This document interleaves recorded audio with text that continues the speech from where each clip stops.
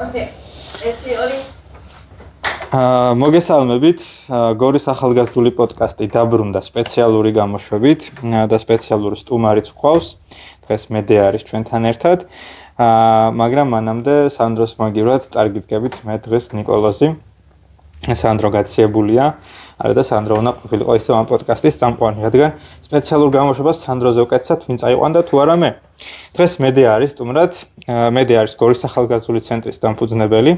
და დღეს ჩვენთან სტუმრად არის რომ გვესაუბროს ერთ-ერთ ძალიან მნიშვნელოვანი და მაგარი პროექტზე, რაც არის Gamify Youth Work, ხო? გამარჯობა მედია, მადლობა. გამარჯობა. ჯერ მოდი ზოგადად მიმოხილვით დავიწყოთ, ზოგადად გემიფიკაციით და მე ეს გემიფიკაცია ახალგაზრდულ მუშაობაში რატო, როგორ, რანაირად, საიდან მოვიდა და მე პროექტებს გადავიდეთ. ზოგადად გემიფიკაცია არის, როდესაც მოკლედ არსებობს სხვადასხვა სფერო, არის ჩვეულებრივი დღე, როდესაც ვიღვიძებთ და რამეს ვაკეთებთ, ან მივდივართ საყიდლებზე, ან ვსწავლობთ რაიმე ენას, ან მონაწილეობთ ახალგაზრდულ პროექტებში. ანუ ეს ყველაფერი ზოგადად ბუნებრივად არ არის დაკავშირებული თამაშთან, ხო? არ არის, ანუ შეიძლება გაგიკვირდეს კიდეც რა შუაშია თამაში ახალგაზრდულ საქმიანობასთან. მაგრამ როდესაც თამაშის ელემენტებს, ნებისმიერი თამაშის ელემენტებს ავიღებთ და ჩავსავთ იმ სფეროში, რაც რეალურად არ არის თამაშთან დაკავშირებული, ეს არის გემიფიკაცია. მაგალითად, ჩვენს შემთხვევაში ჩვენ ავიღეთ ეს თამაშის დამახასიათებელი ელემენტები, როგორიც არის ქულების დაგროვება, ლიდერბორდი, რეიტინგები, ვოუთინგი, სტატისტიკა და ესეთი რაღაცები, რაც ხშირად არის ხოლმე გამოყენებული სხვადასხვა თამაში და გადავწყვიტოთ, რომ ეს ყველაფერი ჩაგვესვა ახალგაზრდულ საქმიანობაში. ანუ ჩვენ გავხადეთ ახალგაზრდული საქმიანობა გასართობი და გავხადეთ ისეთი, რომ ახალგაზრდამ რაც შეიძლება მაქსიმალური სიამოვნება მიიღოს ამით.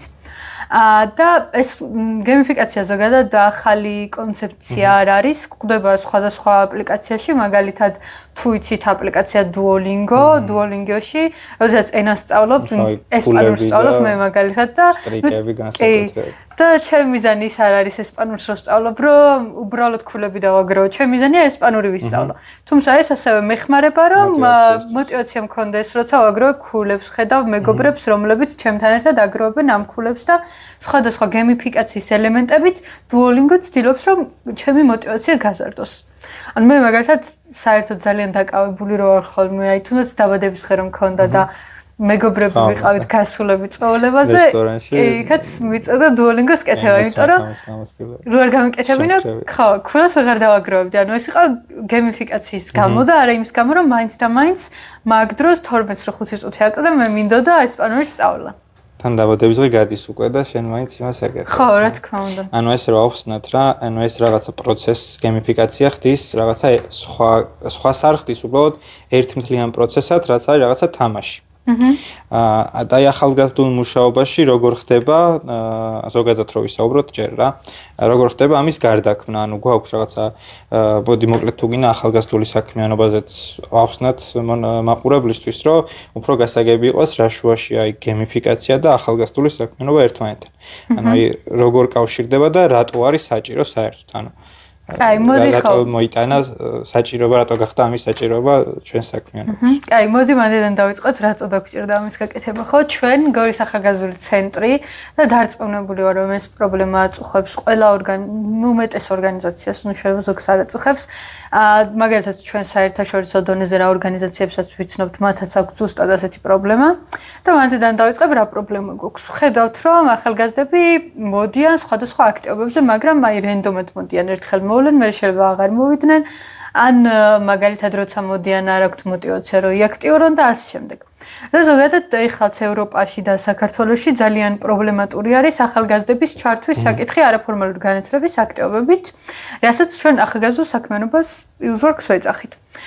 და რადგან ჩვენ გქონდა ეს პრობლემა ასევე რომ ახალგაზრდები ჩვენთან ბმას ვერ ხედავდნენ მაგალითად და არ იყვნენ მუდმივად ჩართული სხვადასხვა აქტივობებში ადგილობრივ დონეზე, გადავწყვიტეთ რომ გემიფიკაცია შეიძლება გაეხადა ეს პროცესი უფრო საინტერესო. ეხლა როგორ დავიწყეთ? ჩვენ გორის ახალგაზრდულ ცენტრში დავიწყეთ უბრალოდ Excel-ით, აი როცა Google-ის პროდუქტი არის Excel-ი, გავხსენით, ჩამოვწერეთ სახელი და გვარი ვინ იყვნენ ჩვენი წევრები, მერე უწერდით ქულებს, იცი რა, დღეს ამ შეხვედრაზე მოვიდა ვიღაც და მოდი 10 ქულა დავწეროთ. იმიტომ რომ ჩვენ ძალიან გვიჭირდა ხოლმე თუნდაც გაგვიგო ვინ იყო ყველაზე აქტიური ცენტრში, რაც მე სხვადასხვა პრიორიტეტებთან ასოცირდება, ის რომ მაგალითად საერთაშორისო დონეზე პროექტში იღებ მონაწილეობას, როცა ბევრი ქულა გაქვს და ასე შემდეგ. და რადგან ეს გვიჭირდა, ეს Excel-ის ფორმა მოვიგონეთ, რაც იყო ჩვენთვის არც ისე მარტივი, ხელით გვიწერდა ამ ყველაფრის გაკეთება. თუმცა დავინახეთ, რომ უცებ ძალიან იმუშავა ამ ყველაფერმა და ხედავთ ახალგაზრდებს, რომლებიც ქულების გამო სხვადასხვა აქტივობებში იყვნენ ჩართულები. ქულების გამო აგროვებენ ნარჩენებს და მაგალითად შეიძლება შენს გახსოვს кейსი, როცა რამდენიმე ტონა ნარჩენი შეაგროვეს ის გამო, რომ ერთ-ერთი ტონა 100 კილოგრამი ხო, აი მაგებში ძალიან კარგად არ ხო არა ტონა და კილოგრამი ხო ნუ მოკლედ. ხო და ანუ მანდ გამომდინარე დავინახეთ ეს мотиваცია, რომ ქულების გამო როგორ ხდება ეს. და როდესაც თავიდან რაღაცის გაკეთებას იწყებ ქულების გამო, მე ძალიან დიდი შანსია იმის, რომ ეს გადაიზარდოს შენს ჩვევაში. რამდენჯერმე გააკეთებ ქულის გამო, მაგალითად, რამდენჯერმე ქუჩაში პლასტიკს აიღებ იმის გამო, რომ იცი ამაში ქულას გიწერენ, თუმცა როდესაც ამას გამეორებ რამდენჯერმე, მე უკვე შენი ჩვევა ხდება ეგ და უკვე გიყალიბდება attitude, რაც არის დამოკიდებულება ამ საკითხის მიმართ, იმიტომ რომ იცი რომ შეიძლება ქულა აღარ არის მნიშვნელოვანი შენთვის, თუმცა იცი რომ ეს ადრე გაიკეთებია, იცი რა თუ გაკეთებია. ჩვევაში და ქცევაში გადადის ეს. კი. ანუ რეალურად გეიმიფიკაცია ახალგაზრდულ საქმიანობაში არის, რომ რასაც ახალგაზრდულ მუშაობაში რომ თავარია რომ აქ მოვიდეს ბავშვი. აქ რომ მოვა მე აქედან რაღაცა ყოველთვის მიაქვს. და ეს რომ აქ რომ მოვიდეს, ამისთვის ამაში გეიმიფიკაცია ძალიან გვეხმარება რა. ეს რომ გავიგოთ. ეხლა მოდი დამატება ხარ გინდა. კი, ასევე რაში დაგვეხმარა გეიმიფიკაცია ის არის, რომ ჩვენ ხედავდით მაგალითად იყვნენ აქტიური ახალგაზრდები, იყვნენ ნაკლებად აქტიური ახალგაზრდები და შემდეგ როდესაც გქონდა ხოლმე გენერალური ასამბლეები, რაც არის ჩვენთვის მოკლედ შიდა დემოკრატიის ერთ-ერთი მთავარი მექანიზმი, გქონდა ხოლმე შემთხვევები, როდესაც ახალგაზრდები მოდიოდნენ პირველად ან მეორედ და შემდგომ იღებდნენ გადაწყვეტილებაში მონაწილეობას, რაც პროტესტი ჩდებოდა ხოლმე იმ ახალგაზრდების მხრიდან, ვინც იყვნენ აქტიურები. ამიტომ ვიფიქრეთ, რომ როგორ უნდა გავზომოთ ეს აქტიურობა, ხო ძალიან ისეთი სუბიექტური ცნება. ახსოვს ეგ პრობლემა ძალიან მქონდა რა, რომ ყველასთვის რაღაცა განსხვავებული იყო რა. და ქულები იყო ის მექანიზმი, რითიც შეგვეძლო დაგვენახა აი ეს ადამიანი იყო თუ არა აქტიური წელს და თუ რაღაც მინიმალური ქულა ქონდა დაგროვებული, ეს იმას ნიშნავდა, რომ ამ ადამიანს შეუძლია რომ მიიღოს გადაწყვეტილება ცენტრის სახელით. და შემდგომ რა თქმა უნდა ხმათა უმრავლესობით ვიღებდით ხოლმე გადაწყვეტილებას და უფრო გამჭვირვალე პროცესი, ყველა მიცოდა თუ რატო იყო სხვა წევრები ხმის მიცემის პროცესში ჩართული და შემდგომ უკვე უფრო ობიექტური იყო და არ იყო სუბიექტურად ვიღაცის გადაწყვეტილებას დამოკიდებული, თუ რას ნიშნავს აქტიური წევრი და რას ნიშნავს პასიური წევრი ან ობიექტურობა თავარია და თან მნიშვნელოვანი რაც არის ხა მაგალითად გორის ახალგაზრდული ცენტრის მაგალითზე, ანუ აი ამ ობიექტურობის კრიტერიუმსაც ახალგაზრდები იმუშავებენ გენერალურ ასამბლეაზე. ანუ ის რომ ობიექტურად მაგალითად დასწრებაში ქულა განისაზღვრება ან პლასტიკში ან რაღაც აქტივობის ჩატარებაში, ანუ ეს არის მათი შემუშავებული და მათ აქვს პისბერკეტი, რომ ეს ყველაფერი შეცვალონ. ანუ ყველაზე ობიექტური ალბათ ამ მომენტში რაც არსებობს რაც იყოს არის ეს. მაგალითად თუ გადაწყვეტენ ისინი რომ მაგალითად დასწრებაში უნდა იყოს არა 10, არამედ 20 ქულა, ამის უფლება აქვს. ანუ ეს არ არის ხელოვნურად, ანუ ამის საშუალებას იძლევა გეიმიფიკაცია, რომ ეს იყოს როგორ ვქვა flexible პროცესი არის რა, რომელიც შეგვიძლია რომ მოარგო შესაბამის მომენტს. და ეს რაღაც ალბათ მნიშვნელოვანი ნაწილია. მე მაინტერესებს ანუ ეს Excel-ი საწყისად რამდენად მარტივი პროცესი იყო. იმიტომ რომ ეხა აი პროექტზე რო გადავალთ, მე ალბათ ვისაუბრებ როგორ გამარტივდა დღეს ეს პროცესი. და აი Excel-ზე რომ მოგვიყვე მე მახსოვს ის სირთულეებიც Excel-ში იყო. კი, ნუ რა თქმა უნდა, ხელით როცა აკეთებ რაღაცას, საკმაოდ რთული პროცესია, დროც ბევრი ჭირდება, რესურსიც ბევრი ჭირდება და ხშირად არის ხოლმე იმის რისკიც, რომ შეცდომები დაუშვა. მაგალითად, ჩვენ შემთხვევაში გქონდა ის, რომ ყველა აქტივობაზე აუცილებლად უნდა ყოფილიყო ის ადამიანი, ვინც ასე ვთქვათ, პასუხისმგებელი იყო Excel-ის შევსებაზე. წევრების მენეჯერი და ქულების მენეჯერი ყავდა, ვინც კომუნიკაციაზე იყვნენ ერთმანეთთან და Excel-ის შევსებაზეც ისინი იყვნენ პასუხისმგებლები და უწევდათ მაგალითად ხელით დაეთვალათ ის ადამიანები, ვინც იყვნენ ტრენინგის მონაწილეები მაგალითად. ან ეთხოვათ ორგანიზატორებისთვის, რომ გაეგზავნათ ფოტოები. შემდგომ ფოტოებში ეცნოთ ეს ადამიანები და ასე დაეწერათ ქულები, დასწრების ქულები. რაც რა თქმა უნდა რთული იყო, ხშირ შემთხვევაში უფრო დროსთან ერთად ძნელდებოდა, იმიტომ რომ მეტი წევრი გვემატებოდა და ეს პროცესი ესეთი მარტივი აღარ იყო. აქტივობაც მეტი იყო. კი, აქტივობაც მეტი იყო. და ასევე იყო ხოლმე შემთხვევები, როდესაც ქულების დათვლა იყო მთელი პროცესი, უცებ რო გაინტერესებს ვინ არის რეიტინგში პირველი, უნდა სხოვო ქულების მენეჯერს, მან დაითვალოს და ასე ხელით მოხდეს ეს ყველაფერი. რაც ახლა ჩვენი პლატფორმით მოგვარდა და ამაზეც გეტყვით როგორ მოგვარით ეს ყველაფერი. გადავიდეთ ზუსტად მაგაზე, სტუმარი ყავს Visegrad Fund-ის ლოგო აქ და ზუსტად Visegrad Fund-ი დაგვეხმარა.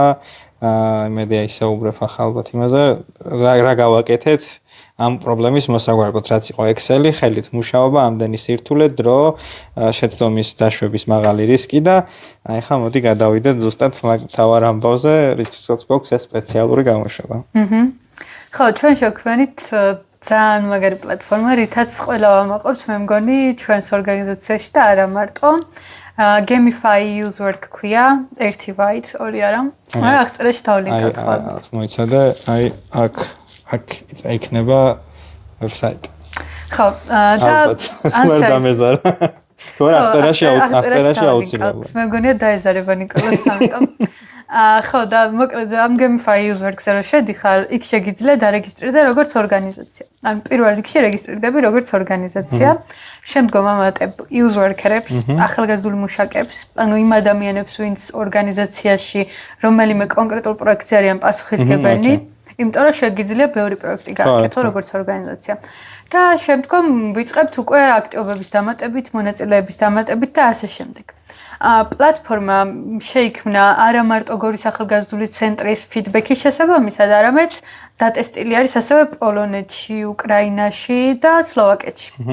ამ პროექტის ფარგლებში და გარდა ამ პროექტისა კიდევ დავტესტეთ რამდენიმე Erasmus-ზე, მაგალითად ბულგარეთში, ასევე საქართველოში და ეს დატესტები დაგვეხმარა იმაში, რომ საუკეთესო პროდუქტი შეგვექმნა, რაც ისევ გრძელდება რეალურად.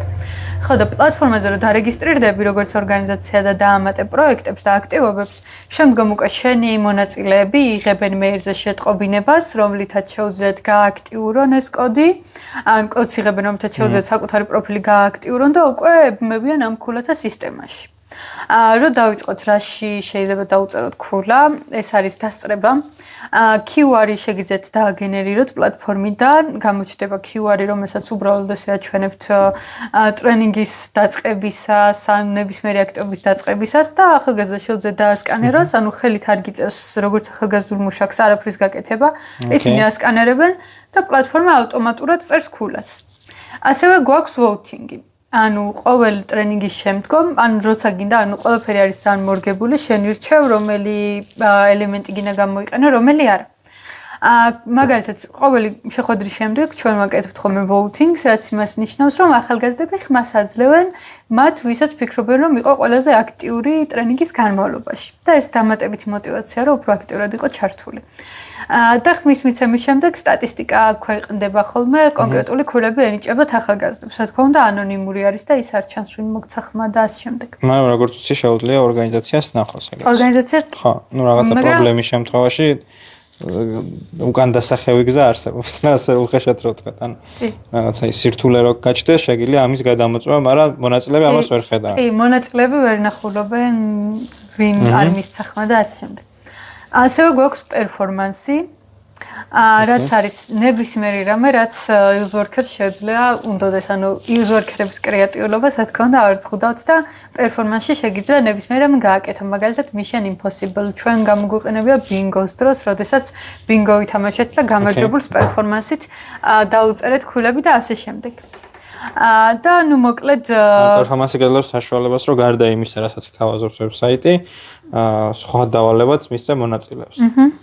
ასევე გვაქვს კვიზების ბანკი, სადაც შეუძლია თვითონ ორგანიზაციას დაამატოს თავისი კვიზი, ან გამოიყენოს უკვე არსებული. და ეს შეიძლება გამოყენებული იყოს post-test-ისთვის მაგალითად, ან pre-და post-test-ისთვის, რომ გაზომო რამდენად კარგად ისწავლა ახალგაზრდამ სხვადასხვა ინფორმაცია. ეს იქნება უფრო ცოდნა იზომება ამ კომპონენტით.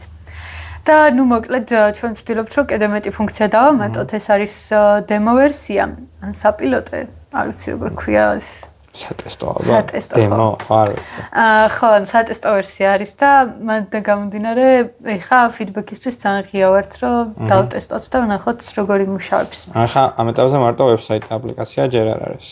თუ არის გეგმაში აპლიკაცია, მაგრამ ალბათ ახალგაზრდებისთვის უფრო მარტივია აპლიკაციის გამოყენება ვიდრე ვებსაიტის. დიახ, კი, ვაპირებთ აპლიკაციის შექმნასაც ძალიან მალე, ალბათ შემდეგ წელს უკვე გქნება აპლიკაცია. თუმცა ახლა ვებსაიტსაც იყენებენ ხოლმე ტელეფონითაც და ლეპტოპითაც და პრობლემა არ არის. თუმცა რა თქმა უნდა, ვცდილობთ რომ უფრო განავითაროთ ჩვენი პროდუქტი და აპლიკაციაც დაგეგმილი არის შემდეგ წელს რომ შეიქმნას. როგორც მითხარი დატესტილი არის საქართველოში, უკრაინაში, პოლონეთში და სლოვაკეთში. თუ იყო რამე სირთულეები აი ამ მომენტში, ანუ რაღაც საიტი გაეშვა და დავიწყეთ სატესტო გამოყენება, როგორც თქვა, გორში პირობითად, ისევე რაღაცა სხვა უკრაინის რომელიღაც ქალაქში. და აი რა სირთულეები იყო და როგორ მოხდა ამ სირთულეების აღმოფხრა საწყის ეტაპზე. კი, მაგალითად QR-ის პრობლემა იყო ის, რომ ზოგჯერ მონაწილეები ვერ ასკანერებდნენ, იმიტომ რომ არ ქონდა ტელეფონი მაგალითად, ან ინტერნეტი არ ქონდა კარგი და ამიტომ ჩვენ შევცვალეთ თული და ახლა user worker-საც შეუძლია დაუსკანეროს მონაწილეს, რომ პროფილში არის შესული. და ესეც რაღაცებს, რა თქმა უნდა, იყო სხვადასხვა სირთულეები, რასაც ვაგროვებდით Padlet-ზე, საქართველოშიც ქონდა ტრენინგი, სადაც შევიკრიბეთ 20-მდე ახალგაზრდული მუშაკი სხვადასხვა ქვეყნიდან და მთელი ერთი კვირის განმავლობაში, ანუ 8 დღის განმავლობაში ვიმუშავეთ ამ თულის განვითარებაზე და მსგავსი პრობლემების მოგვარებაზე. და რა თქმა უნდა, ეხლაც ვაგრძელებთ ამის გაკეთებას. აი ყველაზე ისეთი რამე ხო არ გახსენდება თან, ცოტა იუმორისკენაც წავიდეთ რამე საცილო მომენტი ხო არ ყოფილა. თულზე? ხო. აი არ მახსენდება, შენ გახსენდება? ახლა ვფიქრობდი მეც, მაგრამ ხო, ნუ ზოგადად რა ვთქვათ, ეს არის რა, ახალგაზრდები ყოველთვის, როცა აი გეიმიფიკაციის პროცესში არიან, ის ხდებიან რა ძალიან შეჯიბრის იმაში გადადიან რა. ოღონ რაც არის მნიშვნელოვანი ჩვენ შემთხვევაში არ ყოფილა, ანუ ერთმანეთის მიმართ დაპირისპირება არასდროს არ გამოუწევია რა. ალბათ ნუ გაჩვენა გამართლება ალბათ ამას მართვაც სჭირდება იმ მართლობით რომ ეს გეიმიფიკაციის პროცესი წარიმართოს ჩანსახ გარემოში. და აი თუ გაქვს რაიმე მოსაზრება ამ კუთხით დავასრულებ ჯერაც და მე შენც რო გააგრძელო რომ აი რა შეიძლება გაკეთდეს რა მეგონა რომ აი ეს ვებსაიტი როცა ამდენ საშუალებას გაძლევს რაღაცა იქ კვიზია, იქ ვოუთინგია, იქ ეთენდენსი ან დასწრების საშუალება ამ დროს უკვე კონკურენცია უფრო ჯანსაღ გარემოში მიდის და რაღაცა ყველა ცდილობს რომ თავისი ქულა გაზარდოს და კარგი რაც არის ხა მე რაც მომწონს არის რომ რაღაცა ვიღაცას ქულას ვერ წაართმევ რა. ანუ ის რომ ვიღაცა ის მოინდომა რომ ვიღაცამ ნაკლები ქულა მიიღოს რაღაცა ხელი შეუშალო რაც არაჯანსაღ გარემოს გამოიწვევს რა. ამის საშუალებას იძლევა პლატფორმა რომ ეს ჯანსაღი ყოველ შემთხვევაში ჩემი გამოსვლებით რაც მე გამომიყენებია არ მქონია ისეთი შემთხვევა როცა ამ ქულების გამო რაღაცა კონფლიქტი ყოფილა ან კონფლიქტი ანუ ყოფილა ოღონ აი როგორი კონფლიქტი ყოფილა ის რომ ვიღაცას რაღაცა ქულა არ დაუწერეთ მაგალითად იმიტომ რომ არ დაესწრო მთლიან შეხვედრას და დაუწერეთ ნახევარი და ძალიან უნდა და ეს ძალიან დიდ მოტივაციას აძლევს რომ აი შემდეგზე მთლიანს დაესწროს რა მაგრამ ის რომ სხვის მიმართ ქონოდათ ანუ ერთმანეთის მიმართ ეს დაძაბული მომენტი რომ აი შენ მეტი ქულა გაქვს მე ნაკლები მე არ მქონია ეს ხალხ ალბათ გამართლებაც არის მაგრამ შენ თუ რამეს დაამატებ ანუ თუ ქონია ეგეთი შემთხვევა მაგალითად აი ტრენინგზე როცა ერასმუსზე დატესტეთ მაგალითად თუ ყოფილა ეგეთი შემთხვევა რომ ერთმანეთის მიმართ რაღაცა გამოუწვევი ამ გეიმიფიკაციის პროცესს მე მსგავს შემთხვევა არ მახსენდება, იმიტომ რომ გააჩნია როგორ პრეზენტაციას გავუკეთებ თულს ჩვენ რა თქმა უნდა თავიდანვე ვუკეთებთ ხოლმე ისეთ პრეზენტაციას, რომ ეს არის დამატებითი თული მათი მოტივაციის გასაზრდელად და არა იმისთვის, რომ ასე ვთქვათ, ერთმანეთთან კონკურენციაში იგრძნონ თავი. Ну, რა თქმა უნდა, კონკურენციასაც გრძნობენ, თუმცა ეს არის ჯანსაღი კონკურენციის გრძნობა. მნიშვნელოვანი. ეგ არის გეიმიფიკაციის პროცესი, რომ ანუ ვიღაცას ეჯიბრები რაღაცაში ასაკუთარ თავს სულ მინიმუმ, ასევე სხვებს. და ჩემთვის ეს კომპეტენციაც მნიშვნელოვანია, რომ ახალგაზრდას ესმოდეს რა არის ჯანსაღი კონკურენცია, იმიტომ რომ ცხოვრებაში ყველანი ერთმანეთთან ვართ კონკურენციაში. ასე ის. ასევე ну რაღაც მომენტში ყოველ ვარიანტში კონკურენციაში ხარ სულ მინიმუმ საკუთარ თავთან და ამის სწავლა ძალიან მნიშვნელოვანია და ალბათ დარწმუნებულა რომ ეს ზოგადად გეიმიფიკაცია ახალგაზრდა საქმეში ამაში ძალიან გვეხმარება. ასევე ესეთი კითხვა მაქვს რომ რამდენად მნიშვნელოვანია გარეგანი სტიმული. ანუ გარდაუბრალოდ გეიმიფიკაციისა და იმისა, რომ აღიარება მოიპოვო, რომ აი მე ყველაზე მეტი ქულა მოვაგროვე და ყველაზე მაგარი გავხდი. მაგალითად, გორის ახალგაზრდული ცენტრის მაგალითზე არის ის, რომ ყველაზე მეტი ქულა ვისაც აქვს პრიორიტეტი და პრივილეგია ნაკლებად, მაგრამ ალბათ უფრო პრიორიტეტი საერთაშორისო და ადგილობრივ ახალგაზრდულ პროექტებზე მონაწილეობის მისაღებად. განსაკუთრებით საერთაშორისოზეა ხოლმე ძალიან დიდი კონკურენცია. და როგორც დაიწყე შენ რომ აი ამ პრობლემის აღმოსახვად რომ ვის უნდა ჰქონოდა ეს პრიორიტეტი, ზუსტად გეიმიფიკაციის სისტემით დავიწყეთ, რომელიც ახლა უკვე ვებსაიტზე გარდაიქმნა. ამიტომ მნიშვნელოვანია რომ ახალგაზრდას რომელიც ჩართულია ამ სასწავლო პროცესში და აქვს გეიმიფიკაციაც, რაც დამატებითი мотиваცია, რამდენად მნიშვნელოვანია ის რომ კონდეს გარეგანი სტიმულიც. ანუ რაღაცა ჯილდო, როცა რაღაცას მიაღწევს. კი. რა თქმა უნდა მნიშვნელოვანია. და ჩვენი მიზანი ის არის, რომ თვითონ ორგანიზაციებმა, რომელიც გამოიყენებენ ჩვენს პლატფორმას, მსგავს რაღაცებზე იფიქრონ, რა უფრო რელევანტური არის მათი აუდიტორიისთვის, მათი ახალგაზრდებისთვის და ამას მოერგონ მოკლედ ეს პროცესი. ჩვენ შემთხვევაში მაგალითად ძალიან ხშირად ვიყენებთ ხოლმე ქულებს იმისთვის, რომ ავარჩიოთ მაგალითად მონაწილე საერთაშორისო პროექტებისთვის და ჩვენ ძალიან ბევრი ახალგაზრდა უკვე გავგზავნეთ ევროპაში სხვადასხვა ტრენინგზე ერასმუსის პროგრამის ფარგლებში და არა მარტო. და ხშირად არის ხოლმე რომ ზუსტად ამის ქულების მიხედვით, ხშირად კი არა სულ ქულების მიხედვით ვარჩევთ. და რა თქმა უნდა ეს ძალიან გვეხმარება იმაში რომ მით უმეტეს ახალი წევრები მოვიზიდოთ, უფრო მეტი ახალგაზრდა ჩავრცოთ ადგილობრივ საქმიანობაში, ახალგაზრდულ საქმიანობაში და რაც შეიძლება უფრო სამართლიანი იყოს ეს პროცესი. და ნუ რა თქმა უნდა განვიხილავთ ასევე სხვადასხვა ჯილდოსაც, შეიძლება ძალიან მცირე იყოს ეს არ ვიცი კინოს ბილეთი და ასე შემდეგ. ნუ გორში არ გვაქვს კინო, მაგრამ სადაც აქვთ. და ესეთი რაღაცები ძალიან საჭირო არის ახალგაზრდებისთვის. გორში არ გვაქვს კინო, მაგრამ გორის ახალგაზრდულ ცენტრში შევძლოთ ფილმის ჩვენებებზე მოვიდნენ ახალგაზრდები. კი, ოღონდ ყველას სულ ცოტა ქულა კონდეს მან შეუძლიათ. ხო, რა თქმა უნდა. კი. ანუ მაგიტომ უნდა მოვიდნენ რომ ქულები მოაგროვო. კი, უბრალოდ ჯილდო არ არის ეს. ეს ჯილდო არ არის, ხო? ეს არის ჯილდოს მისაღწევის საშუალება. კი. გაგრძელე, გაგაწყვეტინე ბოდიში. არა, ხო, მაგის თქმა მინდოდა. ოკეი, კაი. ასე მე მაინტერესებს დამავიწყე ხა, იმიტომ რომ ეს თქვი რომ კინო და ჩვენთან მოვიდნენ თქო. მაგრამ კითხვა მქონდა შემდეგი.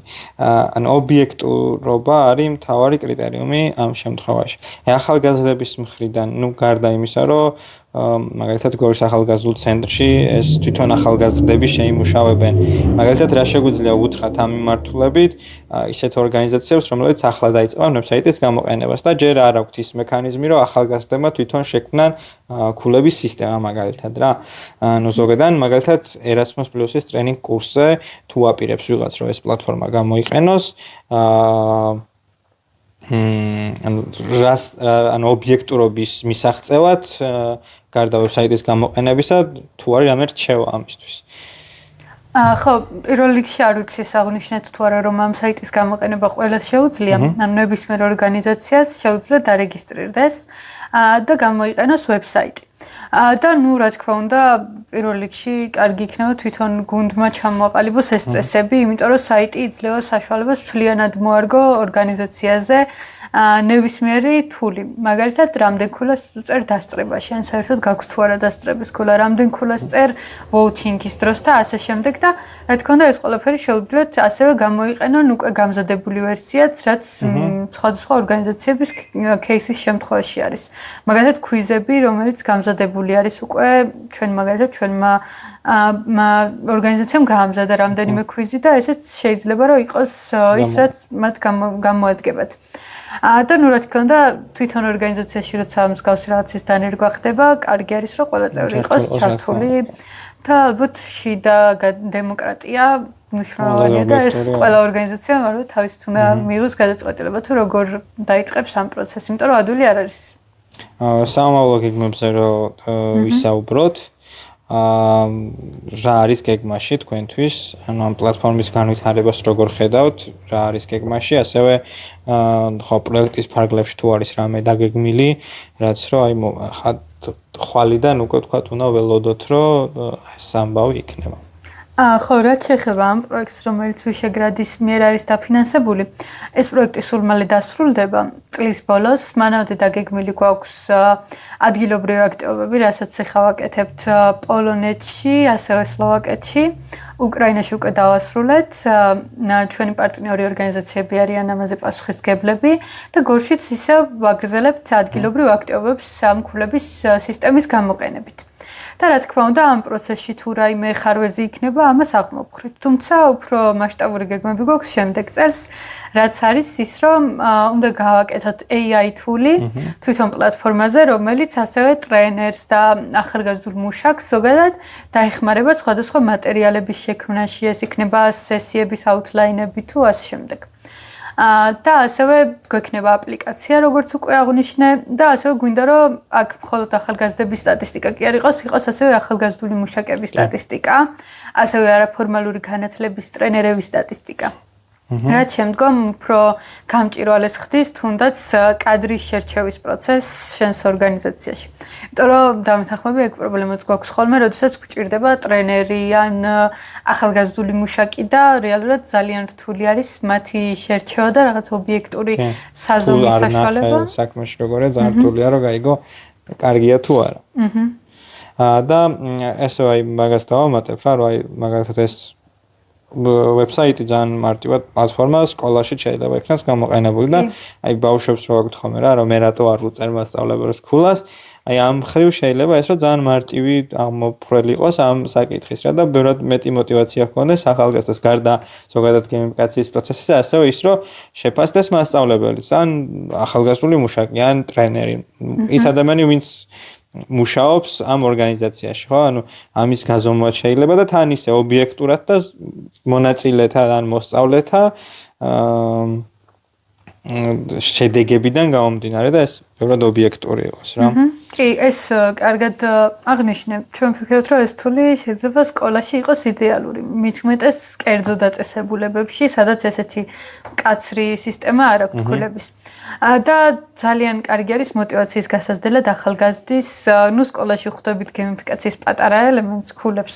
მაგრამ გარდა ამისა, ბევრად უფრო ძალიან სუბიექტურია. კი, ის სუბიექტურია ძალიან და ეს ბევრად უფრო ობიექტურია ეს სისტემა და ასევე უფრო მარტივი არის გაზომო შედეგები რეალურად და ესე ვთქვათ, სტატისტიკა ფაქტობრივად ვებსაიტზე გაქვს, რასაც შეგიძლია იქ ხელმძღვანელო. ანუ არა მარტო ცოდნას ამოწმებს ეს ვებსაიტი, არამედ ასევე აქტიურობას. და უფრო აქტიურობას და ჩართულობას პროცესში. ანუ მაგალითად სკოლის გეიმიფიკაციის სისტემა, რომელიც ძალიან მოძველებულია, მხოლოდ თან სუბიექტურად, მხოლოდ ზომავს